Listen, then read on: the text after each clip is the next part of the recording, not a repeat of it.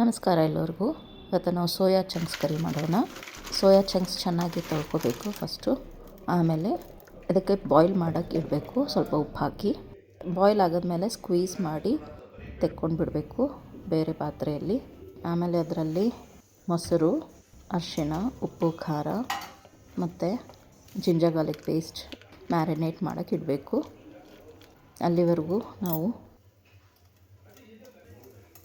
ಈರುಳ್ಳಿ, ಮೆಣಸಿನಕಾಯಿ ಮತ್ತು ಇತ್ಯಾದಿ ಸಾಮಗ್ರಿಗಳು ರೆಡಿ ಮಾಡ್ಕೊಳ್ಳೋಣ.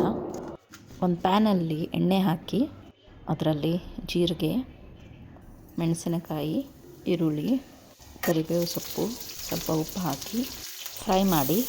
ಜಿಂಜರ್ ಗಾರ್ಲಿಕ್ ಪೇಸ್ಟ್ ಕುಟ್ಟಿರೋದು ಮನೆಯಲ್ಲೇ, ಅದಾದ ತಕ್ಷಣ ಮ್ಯಾರಿನೇಟ್ ಮಾಡಿರೋದು ಸೋಯಾ ಚಂಕ್ಸ್ ಹಾಕಿ ಚೆನ್ನಾಗಿ ಮಿಕ್ಸ್ ಮಾಡಿ. ಅದರ ಮೇಲೆ ಗರಂ ಮಸಾಲ, ಸ್ವಲ್ಪ ನೀರು ಹಾಕಿ ಮುಚ್ಚಿಡಿ. ಸೋಯಾ ಚಂಕ್ಸಲ್ಲಿ ತುಂಬ ಹೈ ಪ್ರೋಟೀನ್ ಇರುತ್ತೆ. ಸೋಯಾ ನಗೇಟ್ಸ್ ಇಲ್ಲ ಅಂದರೆ ಟಿಕ್ಕೀಸ್ ಮಾಡಿ ಮಕ್ಕಳಿಗೆ ಸಪ್ಪರ್ ಟೈಮಲ್ಲಿ ಕೊಡಬಹುದು.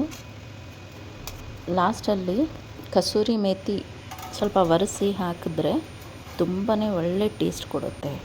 ನಾನಿಲ್ಲಿ ಪುದೀನ ಹಾಕಿದ್ದೀನಿ. ಚಪಾತಿ ಅಥವಾ ರೊಟ್ಟಿ ಜೊತೆಗೆ ತಿನ್ಬಹುದು. ಹಾಗೆ ನನ್ನ ಪೇಜ್ ಫಾಲೋ ಮಾಡಿ. ಬಾಯ್ ಬಾಯ್.